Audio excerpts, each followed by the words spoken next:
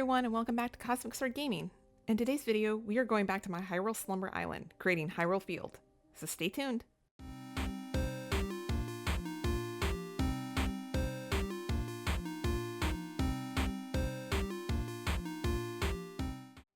Before I start building the field, I really felt like the castle grounds were a bit too big, so I took both sides in by one square.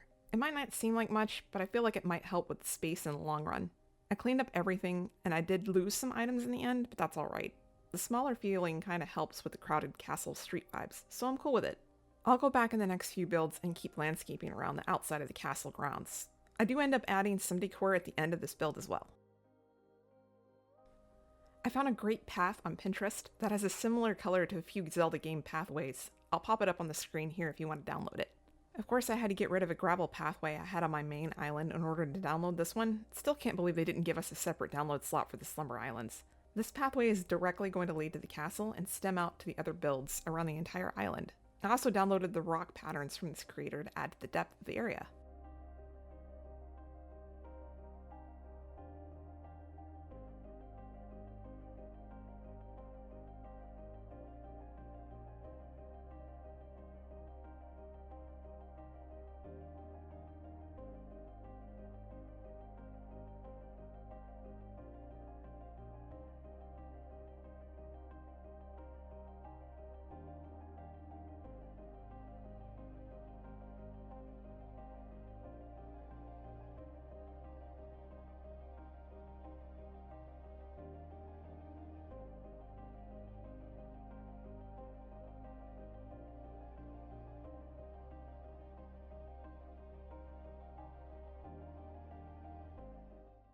I decided to use the in-game clover pattern to save design space, and I felt like it added to the cute, pixelated whimsy. I saw another Zelda Island creator use the vine seats as legs for the eroded guardians, and had to use them. That is a brilliant idea, and really does look like they're legs that are buried underground for over hundreds of years. Hyrule has a lot of tall grass patches with a few trees scattered around and pieces of broken down structures, at least in Breath of the Wild and Tears of the Kingdom. I'm not completely going off those two games, as I'd like this to be a love letter to all the Zelda games eventually, with little hints to all the games scattered around. I decided to use the stone fencing for broken pieces of the buildings lost to time. I scattered some wheat field in the green shade to emulate tall grass and various bushes and flowers, and of course, silent princesses.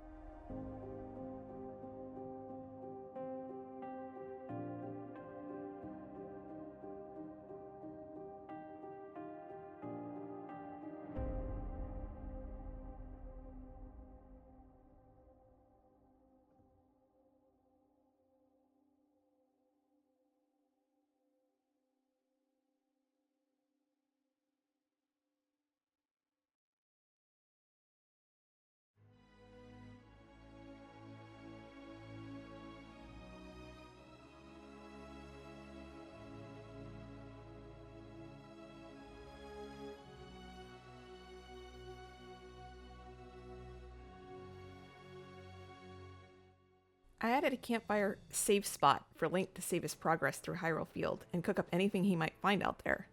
Then I'm just adding little decorations all over to help fill in the gaps throughout.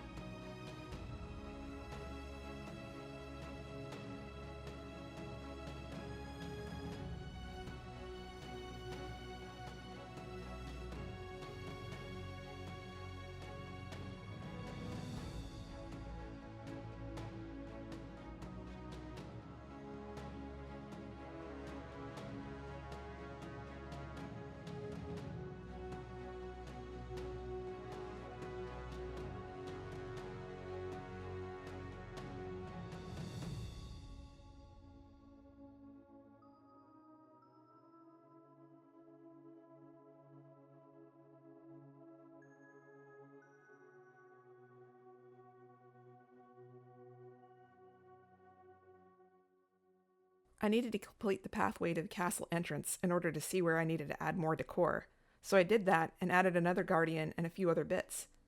Then I forgot I wanted my path leading in both directions to go to other builds, so I fixed that.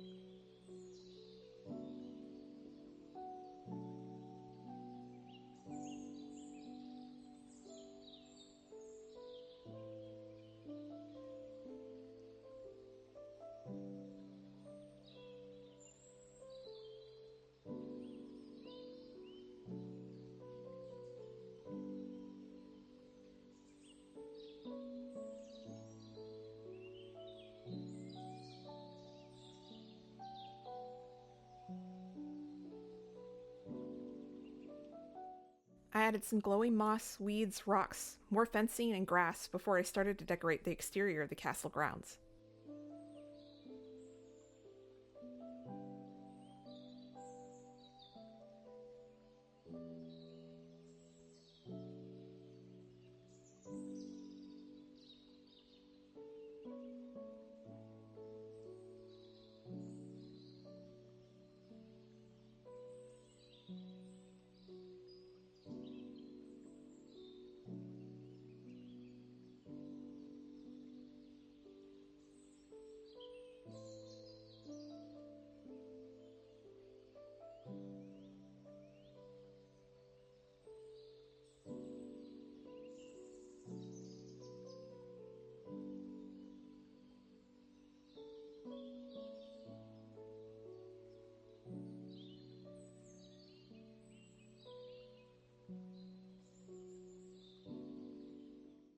I knew I wanted to have a cross between Link to the Past, Breath of the Wild, and Twilight Princess, my top 3 Zelda games of all time. After adding some more gates, trees, and bushes, I added some bonfires, cannons, flags, and banners in the red colorway, which is the closest to Hyrule's banners and flags, since you can't customize the champion's pennant. I think you can customize the vertical banner, I'm just now realizing, so I might have to go back and download a custom Triforce code for that.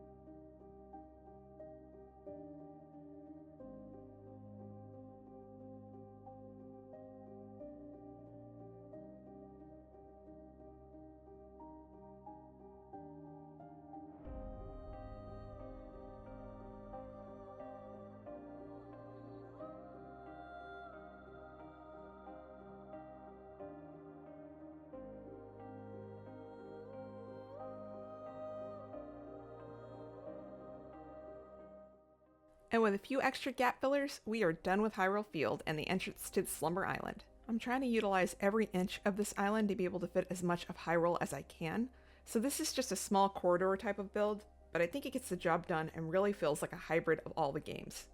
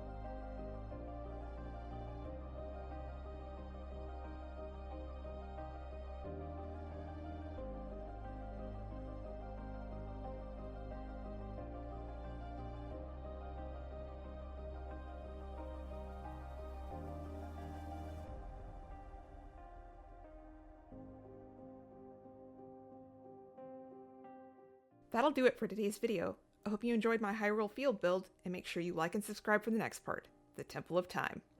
See you next time! Bye!